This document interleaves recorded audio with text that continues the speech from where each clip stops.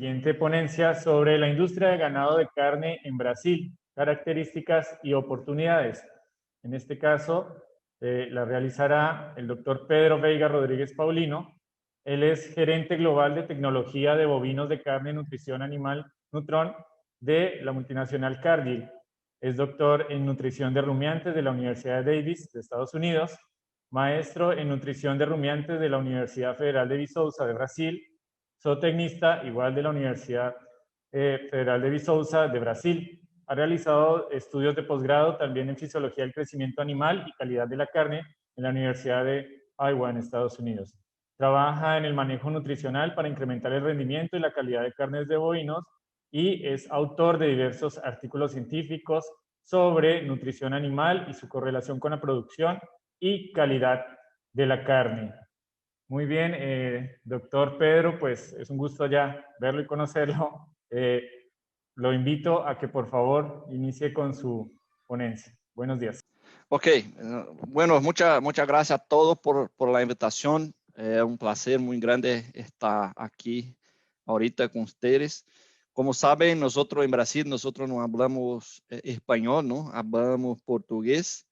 Yo puedo hacer la palestra en portuñol o inglés, pero que mejor hacerlo en portuñol, ¿no? Que era una mezcla de portugués con español.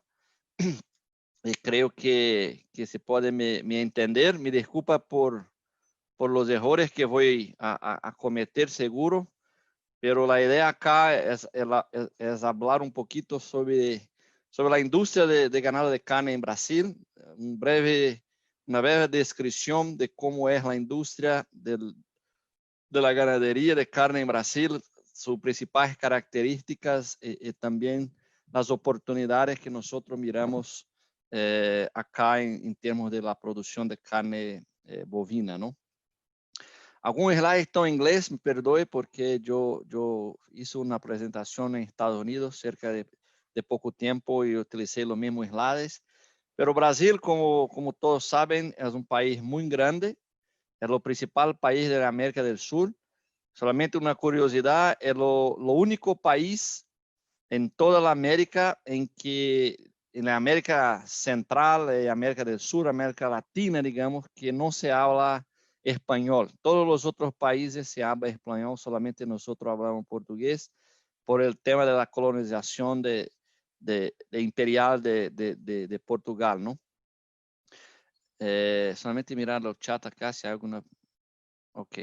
Bueno, tenemos una área de como 8.5 millones de kilómetros cuadrados, entonces es una área muy grande. Somos los quinto país más grande del mundo desde el punto de vista de tamaño de área, entonces somos un país muy grande. Y tenemos también una población muy grande, en torno de 210 millones de personas. Entonces tenemos ventajas y desventajas por ser un país grande. Para la producción de carne es una ventaja. Estamos ubicados en una zona tropical.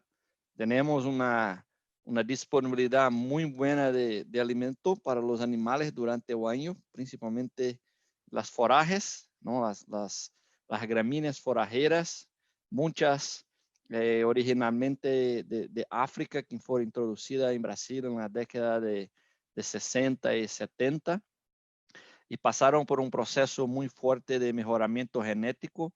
Acá en Brasil hay una empresa estatal del gobierno federal de investigación agropecuaria llamada Embrapa, que Embrapa hizo mucho trabajo de mejoramiento genético de las plantas forajeras tropicales. Entonces nosotros tenemos un germoplasma muy rico, muy diverso de capins de forajes tropicales. Somos un exportador importante de semillas de gramíneas tropicales. En México, por ejemplo, es un cliente importante de nosotros de las semillas de las forajes tropicales. Claro que tenemos un desafío muy fuerte hoy en la cadena de carne bovina, que es el tema de la sustentabilidad, principalmente cuando se habla que la más grande, en la verdad, la más grande floresta tropical, la Amazonía, está acá en nuestro país. Claro que hay una parte de la Amazonía que se queda en Bolivia, en Perú, en Colombia, pero en Brasil tiene la más vasta, la más grande área de la floresta amazónica. Esto impuso a nosotros un tema importante que es la parte de la sustentabilidad. Muchas veces nosotros somos culpados por la deforestación, por la queda de las árboles, ¿no? Por desmatamiento, como nosotros hablamos acá, principalmente mucha gente, la gente de Europa principalmente hace una relación directa entre ganadería y destrucción de la floresta amazónica. Pero yo traigo algunos datos que son datos muy actuales, datos de este año, que en torno de 42% de todo el territorio de Brasil es vegetación nativa. O sea, tenemos casi la mitad de toda la área que es vegetación tal cual los encontraron los portugueses cuando una vez encontraron el país en 1500. Entonces, esta imagen que se tiene en el mundo de que Brasil es un país que tiene mucha devastación de la floresta, mucho fuego, todo eso está un poco exagerada, digamos, porque nosotros tenemos 40% de nuestro territorio como área de vegetación nativa, ¿no? En torno de 6.5%, hablamos que área de preservación permanente. Esta es una característica de la cadena de la producción acá en Brasil, que hay una legislación ambiental muy fuerte. Todo ganadero, todo productor agropecuario tiene que dejar una parte de su propiedad como reserva vegetal natural permanente, una parte permanente. Entonces, por ejemplo, donde estoy ubicado hoy, que estoy acá en el centro del país, yo tengo una pequeña finca de ganadería de cría. 20% de la área, por exigencia legal, es área de preservación permanente, o sea, no se puede utilizar para la producción. Si estoy en la zona de la Amazonia, en la zona norte, este nivel llega a 80%. Entonces, si yo tengo una finca acá en el estado de Pará, por ejemplo, yo puedo utilizar solamente 20% para producción y 80% hay que quedar como área de preservación. Entonces, si levamos en cuenta toda la área de preservación permanente de Brasil, tenemos como 6.5. Tenemos como 9% de una vegetación nativa que tiene una aptitud agrícola, está fuera de lo bioma amazónico, o sea, hay una parte, como 10% de lo continente brasileño que hay posibilidad de hacer agricultura, pero está todavía hoy como vegetación nativa. Tenemos 6.4 también de preservación legal. Entonces, si nosotros somamos todos, 42 con 6.5, con 9.6, con 6.4, tenemos como 60 y pico % de lo país, de toda la área de los país que está totalmente preservada. ¿Ok? Nosotros utilizamos como 17.45% como áreas de pasturas. Entonces, solamente 17,5% de la área de Brasil son pasturas para utilización de ganadería. Y tenemos solamente como 8.5% de la área utilizada para agricultura. Entonces tenemos mucho espacio para crecer si queremos la producción no solamente ganadera, pero también la producción agrícola. ¿Ok? Vivemos un momento muy interesante do punto de vista de precio. La ganadería en Brasil hoy sigue muy fuerte. Estos son datos de precio. Claro que acá es difícil cambiar para dólar o la moneda mexicana, pero este es el precio de canal hoy en Brasil, base São Paulo, que nosotros trabajamos en reales por arroba. Una arroba significa 15 kilos de canal. Y se mira la diferencia de los precios de 2020 actual con los precios de año pasado, 2019, mira la diferencia, una valorización muy fuerte de los precios de la carne bovina en el país que es pago a los ganaderos. Entonces, este precio es un precio récord, digamos. Nunca en la historia de los países nosotros miramos un precio tan fuerte en la carcasa. Pero, por otro lado, también estamos a vivir un escenario de precio muy fuerte también de todos los insumos. Acá, solamente para ilustrar, maíz, como se puede mensurar, visualizar acá, está en precio por saco. Un saco son como 60 kilos de los productos. Entonces, los precios de los insumos también están muy altos, pero todavía la rentabilidad de los ganaderos hoy es una rentabilidad muy, muy fuerte, muy buena. Mucho de este precio seguir fuerte es en función de la exportación, que sigue muy bien, principalmente para China, por toda la situación de la China, de la fiebre suina africana. Se bajó mucho la producción de carne en China, como todos nosotros sabemos. Entonces, hay una fuerza muy fuerte de China en el mercado mundial de proteína animal. Entonces, este es un factor. Y otro factor también, hay una demanda interna también muy fuerte para la carne. El gobierno brasileño estableció un programa de ayuda por todos los temas del coronavirus, la pandemia y todo eso.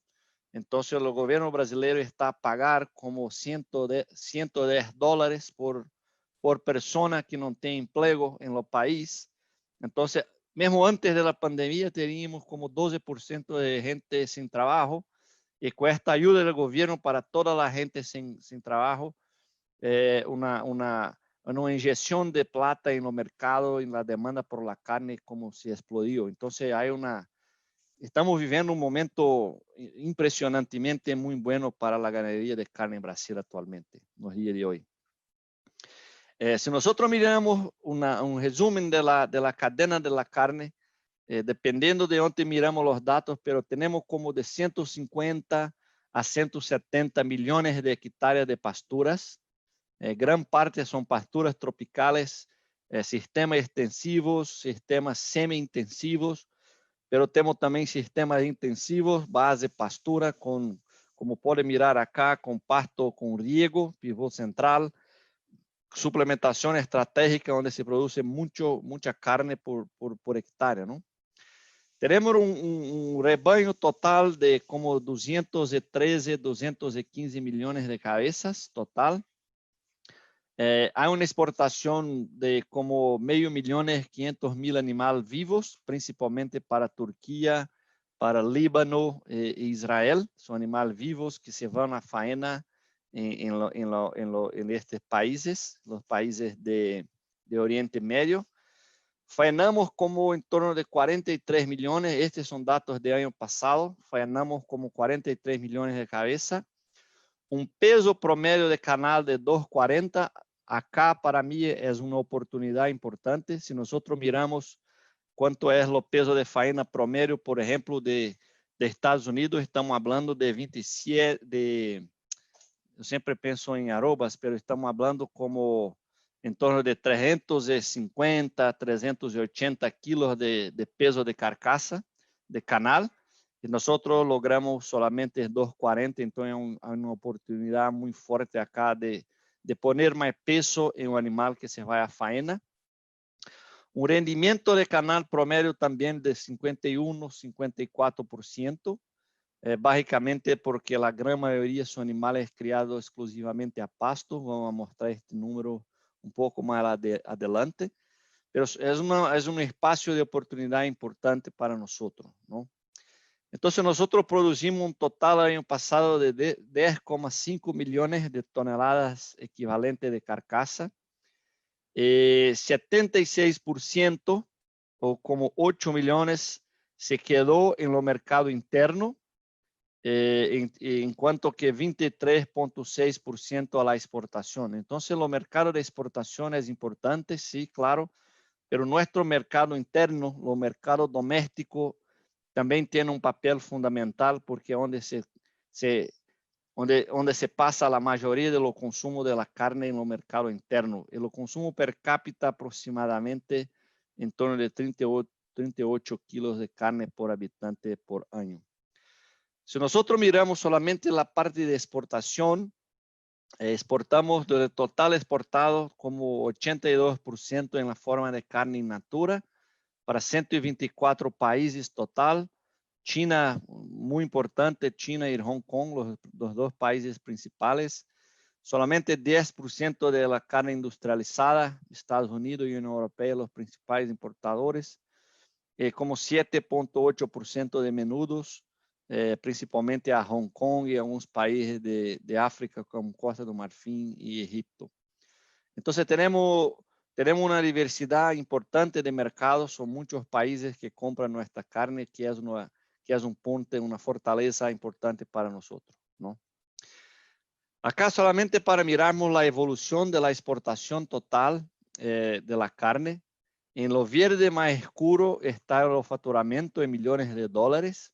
Entonces mira un crecimiento muy fuerte en el inicio de la década de los años 2000, un crecimiento muy fuerte de la evolución de la exportación en facturamiento, como también en toneladas. Y acá los precios promedio por tonelada, una estabilización en los últimos años, principalmente en función de los mercados que no pagan muy bueno por la carne.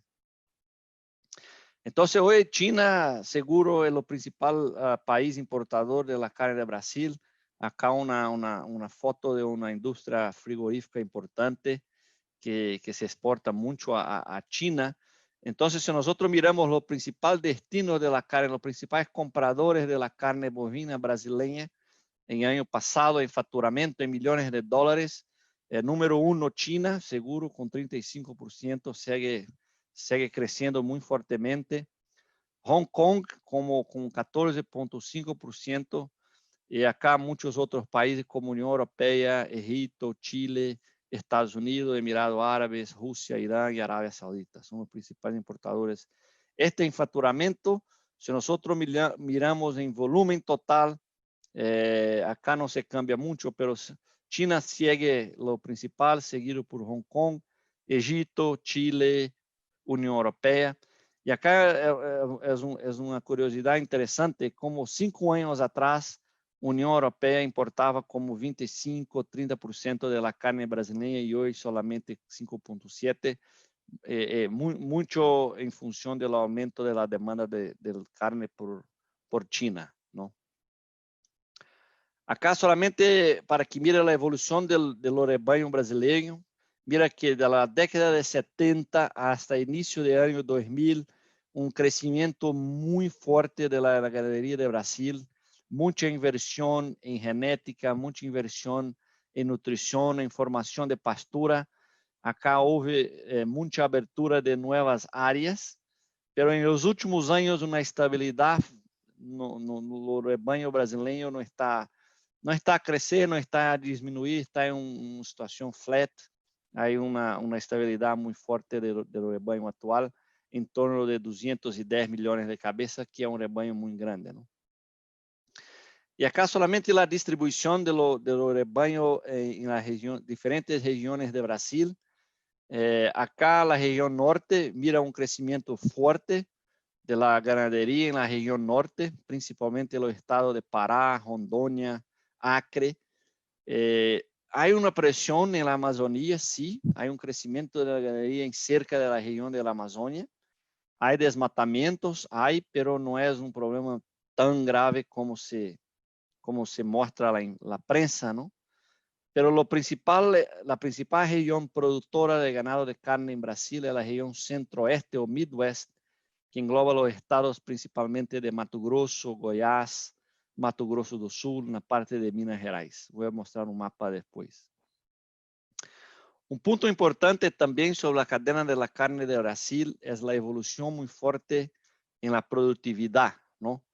Se nós miramos a área disponível de pasturas, esta gráfica acá, esta linha mais escura, mira como ao longo de los años se bajou muito la disponibilidad de área en base pastura, pero la productividad sigue aumentando. O sea, nosotros tenemos la misma cantidad de ganado hoy, pero en una área muy menor do punto de vista de área disponible para pastura, porque se incrementó la utilización de tecnologías, consecuentemente se incrementó la productividad en kilos de carcasa por hectárea año. Mucha de esta área de la pastura se fue a la producción de la agricultura, principalmente soya y maíz. Somos hoy los principales productores de soya y la producción de maíz también se hace crecer mucho. Entonces, mucha de esta la pérdida de la área de la pastura se fue a la agricultura, pero con la implementación de tecnologías nosotros logramos mantener básicamente lo mismo número de animales por un incremento en la productividad. ¿Ok? Pero, mesmo com todo este aumento em la produtividade, ainda há para mim é uma oportunidade muito forte, muito grande.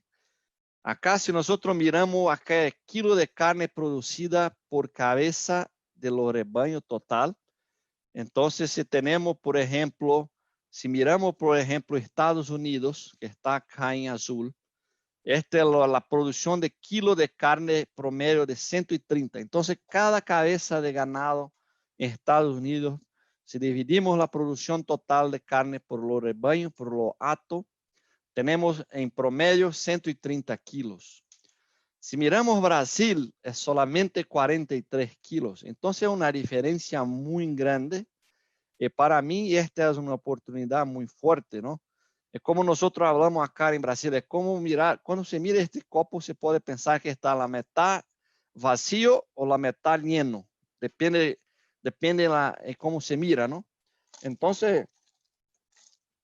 para nós, esta diferença brutal em produtividade é exemplo muito forte de que nós temos muito trabalho a fazer para melhorar a produção da carne de Brasil. Então, há muitas oportunidades para seguimos aumentando a disponibilidade de carne, não somente para o mercado interno acá, pero também para exportação. E uma forma de fazer isso é com a utilização de principalmente durante a fase de engorda, de finalização, com a utilização de feedlot ou do confinamento, como nós falamos acá em Brasil. E é uma indústria que segue a crescer. Acá, se miramos o número de animais confinados por ano, mira que na década de início de 2000 teníamos como solamente 2 milhões de cabeças confinadas, mientras que este ano, por exemplo, temos uma estimativa de ter como 5,5 a 6 milhões de cabeças. Ou seja, em 20 anos, nós triplicamos a quantidade de animais finalizados em sistema de feedlot, pero representa ainda muito pouco comparativamente a faena total. Então, se pegamos os dados de 2018, que é o último dado final, de uma faena total de 42,9 milhões de animais, solamente 5,6 milhões foram animais de confinamento, que representa solamente 14%. Então, de toda a faena de ganado de carne em Brasil, solamente 14% são de animais de confinamento, de feedlot. Se nós miramos esta realidade em Estados Unidos, por exemplo, é o oposto. Em Estados Unidos, como 90%, 95% de todo o ganado faenado de engorde, né? De engorde não são animais de confinamento. Em Argentina, por exemplo, é de 60%. Em Brasil, é solamente 14%. Então, há muito espaço para crescimento da indústria de confinamento no país. O aumento na produção agrícola, principalmente de soja, de maíz, o incremento da agroindústria está como a permitir esse aumento do confinamento por disponibilizar uma maior quantidade de granos e subprodutos para utilização, não? E outro avanço muito forte, que para nós é muito importante, principalmente por el tema de China. Uma curiosidade, não sei se todos sabem, pero Brasil é o único país em todo o mundo que tem uma exigência de 30 meses, abaixo de 30 meses para exportação à China. Nós solamente podemos exportar à China animais que têm 30 meses de idade e abaixo. É uma exigência legal que Argentina, Uruguai e outros países não têm, ok? Então, se miramos esta é a porcentagem de animais de touros Nosotros no castramos los animales porque nosotros no podemos utilizar implantes anabolizantes, nosotros no podemos. Entonces, ¿qué porcentaje de touros que fueron faenados con edad acima de 40 meses? Entonces, mire que en 1997, como 45% de todos los machos, disculpen, eran animales que con 40 meses arriba, y actualmente lo bajamos solamente para 6%. O sea, una evolución muy fuerte, una reducción de la edad de la faena y mucho en función de la implementación de tecnologías, principalmente en nutrición, mejorías de manejo de pasturas, mejorías de nutrición, de genética, todo eso de manejo. Todo eso permitió esta baja muy fuerte en la edad de faena de los animales en los últimos años. Acá solamente un mapa de los países para que miren la distribución de la industria frigorífica. La industria frigorífica de Brasil es una industria frigorífica fuerte, que está dominada, como todos ya saben, por JBS, que JBS está presente en varios países del mundo. Es la industria más grande de procesamiento de proteína animal. Estaba involucrada en escándalos de corrupción con el gobierno brasileño en los últimos años, pero sigue siendo una de las principales empresas del país, JBS. Pero esta es la distribución de la industria frigorífica en los países, una distribución muy interesante. No hay una concentración en una determinada parte de los países, pero está distribuida, una distribución muy equilibrada en las diferentes zonas de producción ganadera. Claro que acá en la región de la Amazonia hay muy pocos porque no hace sentido, ¿no?, tener ganado en esta zona.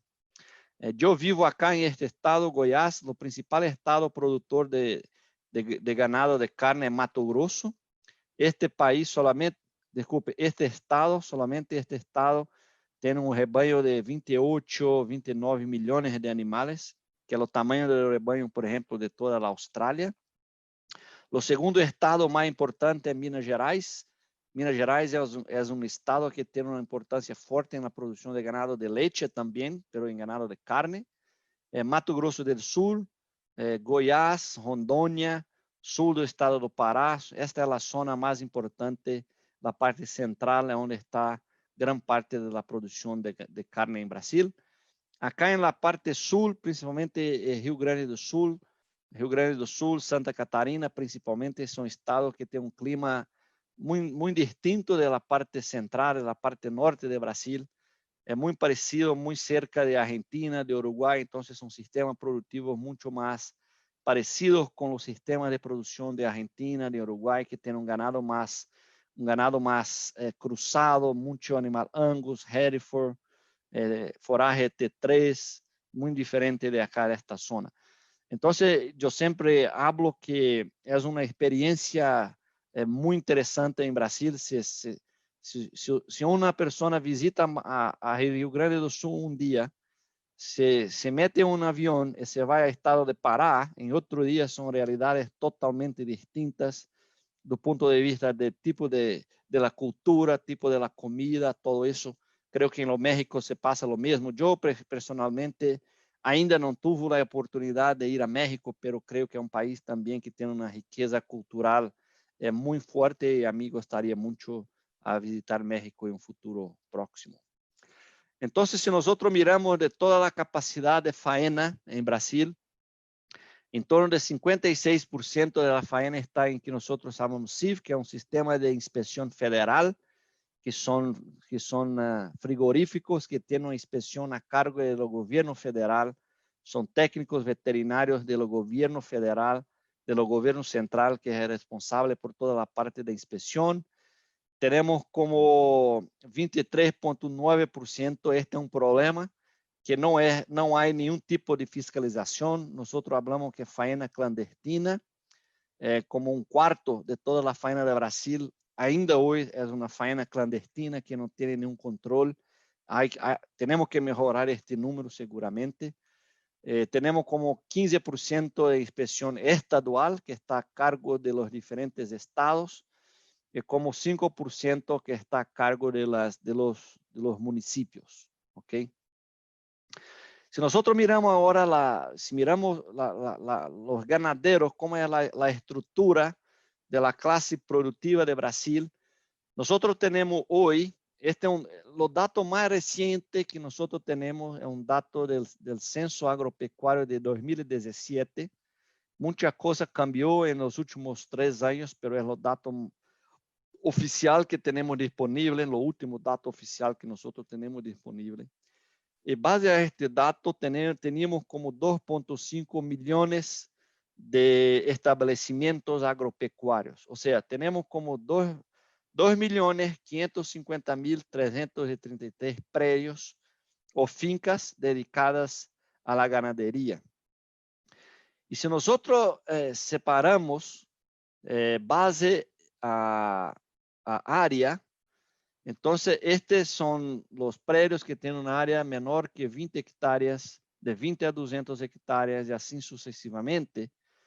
En torno de más de 90% de los establecimientos agropecuarios de Brasil tienen una área inferior a 200 hectáreas. O sea, creo que la realidad es muy similar a México y a otros países de América Latina. La gran mayoría de los números de establecimientos agropecuarios son muy pequeños. Si nosotros, ¿me escuchan? ¿Siguen me escuchando bien, no? Sí, todo bien. Ok. Si nosotros miramos, por ejemplo, los establecimientos que nosotros consideramos grandes, con más de 2.500 hectáreas, son solamente 0,5%, como 12.200 establecimientos. Entonces, hay una mayoría de establecimientos rurales que tienen una área muy pequeñina, muy chica, ¿no? Y si nosotros miramos la distribución con base ahora en ganado, la cantidad de ganado, nosotros tenemos una concentración. Acá muestra claramente que, por ejemplo, solamente 0,5% de los predios concentran como 20% del rebaño. Entonces hay una concentración. A cada año que pasa, nosotros estamos a mirar una concentración cada vez más fuerte de la ganadería, o sea, los ganaderos más grandes concentrando una cantidad mayor de ganado total. Entonces, si nosotros olhamos, por ejemplo, las fincas que tienen de 200 hectáreas arriba, 200 hectáreas arriba son como menos de 10% del total de número de estabelecimentos rurales, pero concentran como 60% del rebaño total. Entonces, claramente una concentración en los ganaderos más grandes. Do ponto de vista de producción, tenemos como esta foto es muy característica, muy representativa de la ganadería de carne de Brasil. Tenemos una prevalencia de forajes tropicales, como Panicum, por ejemplo, este es un Panicum Capim Mombasa. Como yo hablé antes, son forajes importadas originalmente de África en los últimos 30, 40 años, que pasaron por un proceso muy fuerte de mejoramiento genético, entonces tienen un potencial productivo muy grande. En el Lore es una raza tradicionalmente Bos Índicos, que fue importada de India también. La última importación la data de 1962. De 62 hasta hoy prácticamente nada se fue importado, pero hay muchos programas oficiales acá en Brasil de mejoramiento genético de la raza Nelore. Consideramos que en torno de 80% del rebaño de Brasil hoy es representado por esta raza Nelore, que tiene ventajas, pero tiene desventajas. Seguimos viendo una fuerte tendencia de aumento del cruzamiento, del crossbreeding de Angus con Nelore. Entonces la madre, la vaca Nelore es imbatible, es la mejor vaca que hay para las condiciones de la región productora de Brasil, porque hay mucho calor, hay muchos carapatas, la calidad de la foraje no es la mejores, entonces la vaca Nelore se queda muy bien, pero nosotros estamos utilizando mucho cruzamiento, principalmente con Angus, porque lo producto medio sangre es un animal que tiene una capacidad de crecimiento, de producción superior, tiene una calidad de carcasa y de carne también muy superior. Entonces, solamente acá un ejemplo de animales cruces, medio sangre Nelore y Angus, es un sistema de producción altamente intensivo, base pastura. Estes são forajes Panicum com abono, uma fertilização muito forte e, consequentemente, uma alta capacidade de produção. ¿No? Então, solamente para que tenham uma ideia, hoje, em torno de 48% do mercado de sêmen em Brasil é de Angus, então se vende mais doses de sêmen de Angus comparativamente a Nelore em Brasil. E uma característica também que segue crescendo muito forte, principalmente no rebanho de cria, é um aumento no uso da inseminação artificial. No último dato que nós temos, 2018, estimamos que como 13% das vacas estavam sendo inseminadas. Então, para mim também é uma outra forte oportunidade de seguir avançando a inseminação artificial, porque através da inseminação artificial nós podemos utilizar a melhor genética e fazer o cruzamento da vaca Nelore com Angus ou outra raça taurina para incrementar los índices de producción, la calidad de la carne producida, ¿no? Entonces acá solamente para que mire dónde está la gran concentración de ganado, como yo hablé, esta zona es la zona principal de producción de ganado de Brasil, Mato Grosso, Goiás, parte de Minas Gerais, Mato Grosso del Sul, Pará, Rondônia. Tenemos, por ejemplo, como en torno a 72, 75 millones de vacas de corte en edad reproductiva, pero tenemos una tasa de destete muy baja, de promedio de 65%. Entonces, es una otra oportunidad muy fuerte de mejorar los índices reproductivos de nuestro rebaño de cría. La principal razón por esta baja tasa de destete es básicamente nutrición. Tenemos una nutrición que no es muy buena, entonces hay mucho espacio para mejorar la parte de reproducción, principalmente producción de ternero. Nosotros logramos un índice que nosotros consideramos como lo principal índice de la cría, de la cadena de la carne dentro de la cría, que es producción de ternero, kilos de ternero destetado por vaca exposta. Hoy promedio nosotros producimos de 90 a 120 kilos de ternero destetado por vaca. Y si nosotros miramos los datos, por ejemplo, de la cría americana, es como el doble. Entonces acá una otra oportunidad muy fuerte en aumentar la producción y la productividad de la cría de Brasil, ¿no? Como yo hablé antes, este es el principal problema, yo lo llamo de Nelore cow famine o la fome de la vaca Nelore. Hay muchos ganaderos que no tienen una buena gestión, que no tienen muy claramente un sistema de manejo de pastura, entonces la vaca pierde mucho peso, mucha condición corporal. Entonces, este es lo principal bottleneck de la cadena de la carne de Brasil, de la cría. Tenemos sistemas muy intensivos, como esta foto también, a base de pasturas tropicales. Acá donde está la gran concentración de los pastos de Brasil, como yo hablé antes, región central, la región sudeste, un poquito de región nordeste, un poquito de región sur, pero la gran parte de la producción está acá. Tenemos una característica también que es un problema, pero al mismo tiempo una oportunidad, que nosotros tenemos una gran concentración de la producción de la forraje durante el periodo de verano, que es de noviembre, estamos empezando ahorita, final de octubre, noviembre, hasta febrero, marzo, donde hay lluvia, humedad. Tenemos como 80-85% de la producción de la forraje en este periodo. Entonces se crece mucho, la forraje tiene una buena calidad, todo eso. Pero hay una fluctuación muy fuerte. Se produce mucho durante el periodo de verano y se produce muy poco durante el periodo de invierno. Entonces acá pueden mirar, por ejemplo, la precipitación. Acá hay lluvia en febrero, por ejemplo, en la final de estación chuvosa del año pasado, y como estaba en septiembre. O sea, hay periodos muy claros de lluvia en que hay crecimiento de forraje, pero hay periodos también muy fuertes de sequía. Consecuentemente, se baja mucho la disponibilidad, la calidad de la forraje. Para mí, donde está la gran oportunidad de los confinamientos y principalmente de los semiconfinamientos. Bueno, creo que estoy listo. Ya estoy estourado mi tiempo. Le agradezco por la atención. Muchas gracias. Y si tiene alguna pregunta, estoy a disposición para responder. Gracias. Muchas gracias, doctor Pedro. Muchas gracias por su participación. Pues en este momento vamos a hacer un cambio de la sesión. Algunas de las preguntas que se han generado en el chat las compartiremos directamente con el doctor Pedro para que él pueda posteriormente darnos su respuesta y la compartiremos en el chat de la siguiente sesión.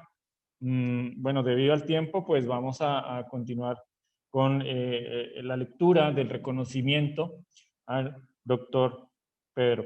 Entonces dice, la Universidad de la Costa le extiende un reconocimiento al doctor Pedro Vega Rodríguez Paulino por su valiosa participación en el tercer Simposio Internacional de Agroindustrias en Latinoamérica, celebrado los días 15 y 16 de octubre del 2020. Gracias, doctor, por su participación con un excelente resumen muy preciso sobre la producción ganadera agroindustrial en Brasil, que pues tiene muchos aspectos que rescatar y que podemos utilizar para mejorar la ganadería en México y en Latinoamérica. Muchas gracias, doctor. Las preguntas entonces se las haremos llegar en la siguiente sesión en el chat de preguntas. Si nos puede acompañar, se lo agradeceríamos para responder estas dudas. Ok, muchas gracias. Gracias, doctor.